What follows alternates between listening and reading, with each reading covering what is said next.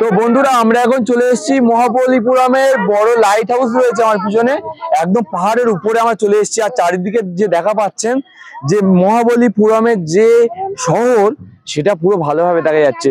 আর ওদিক দিয়ে বয়ে চলেছে একটা নদী, আর এদিকে আপনার রয়েছে মহাবলীপুরমের সমুদ্র সৈকত।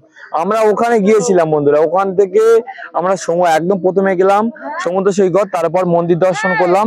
এখন আমরা চলে এসেছি এই লাইট হাউসে চলে এসেছি। এই দেখুন বন্ধুরা লাইট হাউস। তো আমরা এখন সবাই বলো কেমন লাগছে এই পরে এসে, বলো মনে যান এইদিকে এসে কাকা বলো কেমন লাগছে সকলার। জয় মহাবলীপুরম কি।